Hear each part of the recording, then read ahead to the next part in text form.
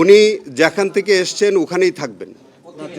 তিনি এসছেন, তিনি আর্মি বাংলাদেশ আর্মির কাস্টডি থেকে তাকে আনা হয়েছিল। তিনি আবার সেখানে ফেরত যাবেন। মাসুদউদ্দিন চৌধুরীর সাথে ঘনিষ্ঠতা, মাসুদউদ্দিন চৌধুরী তৎকালীন সরকারের সাথে ঘনিষ্ঠতা, উনি একজন পলাতক খুনি হওয়া সত্ত্বেও অনেক পার্শ্ববর্তী দেশের সাথে তার যাতায়াত, বাংলাদেশ সরকারের সাথে তার ঘনিষ্ঠতা, সংশ্লিষ্টতা, কথোপকথন এবং জুলাই আন্দোলনে এই যে মানবতা বিরোধী অপরাধ সংগঠিত হলো সেখানে অনেক পরিকল্পনা তিনি বাস্তবায়নের সাথে জড়িত, যে অনেকগুলো তথ্য যেগুলো ইনভেস্টিগেশনের স্বার্থে আক্ষরিক করতে বলা মুশকিল। তবে আপনাদেরকে এইটুকুন বলি যে জুলাই আন্দোলনে যাতে এই যে নানান মানবতা বিরোধী অপরাধ যেগুলি হয়েছে তার সাথে তার অনেক সংশ্লিষ্টতা আছে। আপাতত আমরা সেগুলো পাচ্ছি। আমাদের এখানে সুনির্দিষ্ট মামলায় গ্রেফতার করার বিধান নাই বা লাগে না। আমরা একটা মিসকেস ফাইল করি। আমরা যখন কাউকে সন্দেহ করি যে তিনি মানবতা বিরোধী অপরাধ অথবা যে কোনো অপরাধের সাথে আমাদের এই ট্রাইব্যুনালের এখতিয়ারাধীন কোনো মামলায় বা কোনো ঘটনার সাথে তার সম্পৃক্ততা আছে, তখন আমরা একটা মিসকেস ফাইল করি। সেই মিসকেসে আমরা জিজ্ঞাসাবাদের জন্য আমরা তাকে গ্রেফতার করতে পারি।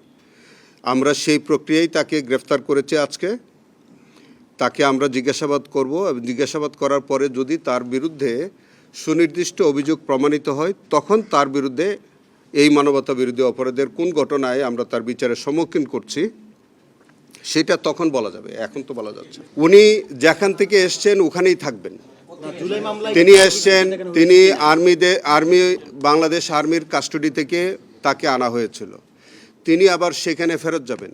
আমরা যেদিন তাকে জিজ্ঞাসাবাদ করব আমরা সেখান থেকে রিকুয়েজিশন দিয়ে তাকে আমরা নিয়ে এসে জিজ্ঞাসাবাদ করে আবার সেখানে রাখবো।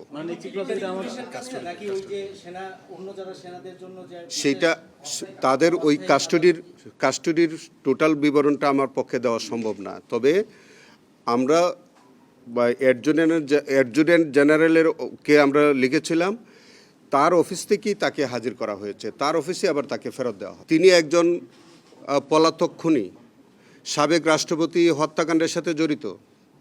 তা সত্ত্বেও তিনি আরেকটা দেশে উনি অবাধ যাতায়াত করতে পারেন। বাংলাদেশে এসে তিনি আবার নির্বিঘ্নে চলাফেরা করেন এবং তিনি বাংলাদেশের টেলিফোন ব্যবহার করে বিভিন্ন কর্মকর্তাদের সাথে তিনি যোগাযোগ রাখেন। অভিজাত এলাকায় তিনি বসবাস করেন। সেখানে সরকারের যদি প্রশ্রয় না থাকে, সংশ্লিষ্টতা না থাকে, তাহলে সরকারের এইসব ঊর্ধ্বতন কর্মকর্তাদের সাথে তিনি কি করে সম্পর্ক রাখেন? এখন এর পরিপ্রেক্ষিতে সরকারের সাথে তার ঘনিষ্ঠতা ছিল কিনা বা সম্পর্ক ছিল কিনা এটা আপনারা অনুমান করে নিতে হবে। আমরা মনে করি, আমাদের সন্দেহ হচ্ছে যে তৎকালীন সরকারের সাথে তার সংশ্লিষ্টতা ছিল এবং তার সংশ্লিষ্টতার মধ্য দিয়েই মানবতা বিরোধী অপরাধেও তিনি অংশগ্রহণ করেছেন এবং মাসুদউদ্দিন চৌধুরীর মতো এরকম যে দুষ্কৃতিকারীদের সাথে তার একটা সুসম্পর্ক বজায় রেখেছেন। এক, সেকেন্ডলি হচ্ছে আপনি যেটা বলছেন যে সেখানে আমাদের মিলিটারি লতে কোর্ট মার্শালতে যে বিচারটা হবে সেই বিচারের সাথে আমাদের কিন্তু কোনো সম্পর্ক নাই, কোনো কনফ্লিক্টও নাই। আমাদের ইনভেস্টিগেশনটা হচ্ছে মানবতা বিরোধী অপরাধ সম্পর্কিত। তিনি গত 16 বছর যে কর্মকাণ্ডের সাথে সম্পর্কিত সেই অংশটা আমরা ইনভেস্টিগেশন করব। আর তার যে হত্যাকাণ্ডের ঘটনাটা এটা হচ্ছে 1981 সালের ঘটনা। সেটার জন্যে একমাত্র এখতিয়ার হচ্ছে বাংলাদেশ সেনাবাহিনীর। তারা কোর্ট মার্শালের মাধ্যমে সেই বিচারটা করবেন। সেই বিচার আলাদা, সেই বিচারের কার্যক্রম আলাদা, আমাদের বিচারের কার্যক্রম আলাদা। শুধুমাত্র একটা জায়গায় যে তিনি সেনাবাহিনীর তত্ত্বাবধানে সেনাবাহিনীর কাস্টডিতে তিনি থাকবেন। আমাদের যখন প্রয়োজন হবে আমরা শুধু ওখান থেকে এনে জিজ্ঞাসাবাদের স্বার্থে শুধু আমরা ওখান থেকে এনে জিজ্ঞাসাবাদ করব।